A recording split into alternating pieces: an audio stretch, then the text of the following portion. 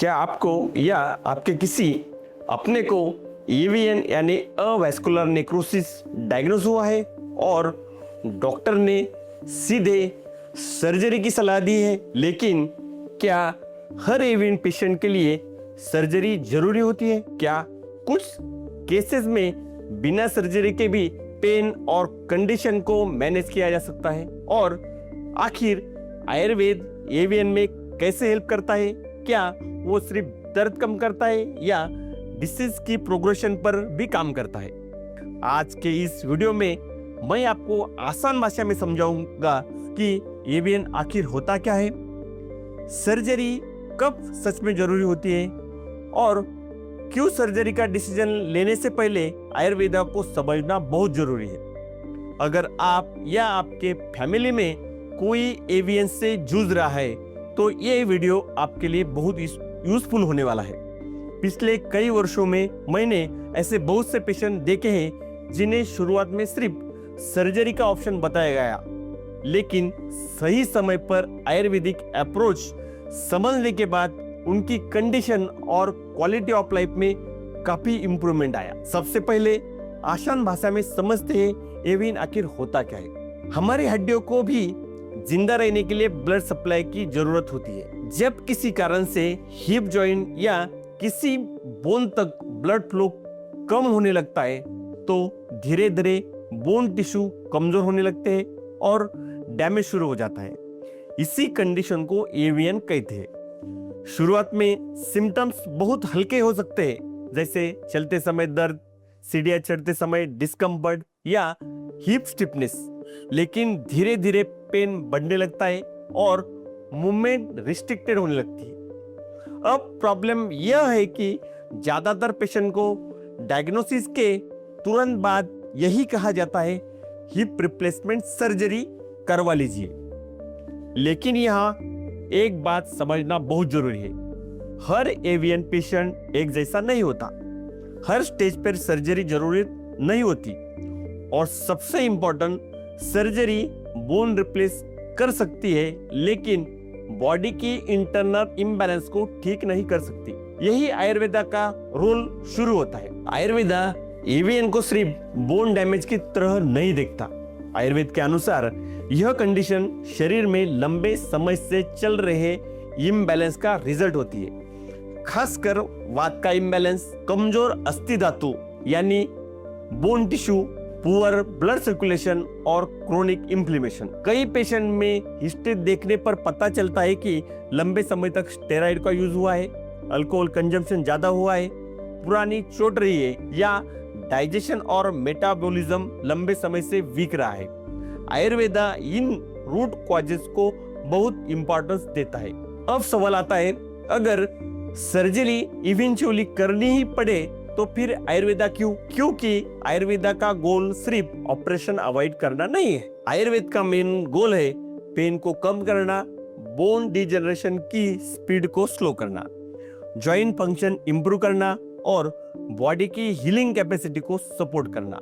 बहुत से Evion patient surgery से पहले ईयर्स तक मैनेजेबल कंडीशन में रह सकते हैं, अगर उनकी लाइफस्टाइल, इन्फ्लेमेशन और सर्कुलेशन सही तरीके से हैंडल की जाए तो। अब यहाँ एक बहुत इंपॉर्टेंट मिसअंडरस्टैंडिंग क्लियर करना जरूरी है। आयुर्वेदा कोई मैजिक ओवरनाइट क्यूर नहीं। अगर बोन पूरी तरह कोलैप्स हो चुकी है, जॉइंट स्ट्रक्चर सीवियरली डैमेज हो चुका है और पेशेंट चल भी नहीं पा रहा है, तब सर्जरी जेन्युइनली रिक्वायर्ड हो सकती है। लेकिन अर्ली और मॉडरेट स्टेज में कई बार पेशेंट्स बिना समझे ही सीधे सर्जरी डिसाइड कर लेते हैं, जबकि बॉडी में अभी भी इंप्रूवमेंट की पोटेंशियल होती है। आयुर्वेदा इस स्टेज में बहुत हेल्पफुल हो सकता है। अब समझते हैं कि आयुर्वेदिक अप्रोच एक्चुअली काम कैसे करती है। सबसे पहले फोकस किया जाता है इन्फ्लेमेशन और वात इम्बैलेंस को रिड्यूस करने पर, क्योंकि वात जब जॉइंट और बोन में एग्रीवेट होता है तब पेन, स्टिफनेस और डिजेनरेशन बढ़ने लगता है। इसके लिए मेडिकेटेड ऑयल, पंचकर्मा थेरेपी और इंटरनल आयुर्वेदिक मेडिसिन का यूज किया जाता है। विशेष रूप से बस्ती थेरेपी को आयुर्वेद में वात डिसऑर्डर के लिए बहुत पावरफुल माना गया है, क्योंकि वात का मेन स्थान कोलन माना जाता है और जब वात बैलेंस होता है तो जॉइंट और बोन्स पर उसका पॉजिटिव इफेक्ट दिखने लगता है। इसके साथ सर्कुलेशन इंप्रूव करना भी बहुत इंपॉर्टेंट होता है, क्योंकि एवीएन का core issue blood supply disturbance है। आयुर्वेदा में कुछ थेरेपीज ऐसी होती है जैसे रक्तमोक्षण, लीश लगाना, जो लोकल सर्कुलेशन को, नरिशमेंट को इंप्रूव करने लगती है और जॉइंट हीलिंग को मदद करती है। लेकिन सिर्फ ट्रीटमेंट इनफ नहीं है, लाइफस्टाइल इक्वली इंपॉर्टेंट है। अगर पेशेंट लगातार लेट नाइट जाग रहे हैं, इम्प्लीमेंट्री फूड खा रहे हैं, स्मोकिंग या अल्कोहल कंटिन्यूस कर रहे हैं, स्ट्रेस बहुत ज्यादा है, तो रिकवरी स्लो होगी। आयुर्वेदा हमेशा होलिस्टिक अप्रोच पर काम करता है। डाइट में anti inflammatory foods, proper digestion support, adequate rest, gently movement और स्ट्रेस रिडक्शन, ये सब ट्रीटमेंट का हिस्सा होते हैं। अब एक और प्रैक्टिकल बात करते हैं। बहुत से पेशेंट सर्जरी से इसलिए भी डरते हैं क्योंकि उन्हें लगता है कि वंस सर्जरी हो गई लाइफ कंप्लीटली नॉर्मल हो जाएगी, लेकिन रियलिटी ये सर्जरी के बाद भी रिकवरी प्रोसेस लंबा होता है। फिजियोथेरेपी, मसल स्ट्रेथनिंग, मोबिलिटी, इन सब पर काम करना पड़ता है। अगर body internally weak, inflammation high, muscle weak है तो पोस्ट सर्जरी रिकवरी भी चैलेंजिंग हो सकती है। इसलिए कई पेशेंट सर्जरी से पहले ही आयुर्वेदा के सपोर्ट लेते हैं ताकि बॉडी स्ट्रॉन्गर, पेन मैनेजेबल हो, ओवरऑल हीलिंग बेटर हो सके। दोस्तों, एक चीज हमेशा याद रखिए, फियर में डिसीजन मत लीजिए, इंफॉर्मेशन के बेसिस पर ही डिसीजन लीजिए। एवीएन डायग्नोसिस का मतलब यह नहीं है कि अगले महीने में सर्जरी कंपलसरी है। हर पेशेंट की स्टेज, एज, सिम्टम्स और लाइफस्टाइल अलग होती है, इसलिए जरूरी है कि आप अपनी कंडीशन को पूरी तरह समझे, ऑप्शन को समझे और फिर इन्फॉर्म्ड डिसीजन ले।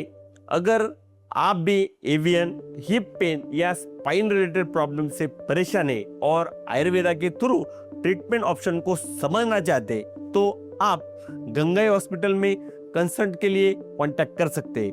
हमारी कोशिश हमेशा यही रहती है पेशेंट को उसकी कंडीशन के अकॉर्डिंग सही गाइडेंस और होलिस्टिक ट्रीटमेंट मिले। कमेंट में जरूर बताइए, क्या आपको लगता है कि आजकल लोग सर्जरी का डिसीजन बहुत जल्दी लेते हैं बिना दूसरे ऑप्शन समझते? ऐसे ही हेल्थ और आयुर्वेदा से जुड़े ऑथेंटिक वीडियोस के लिए हमारे चैनल को सब्सक्राइब करना ना भूलें। धन्यवाद।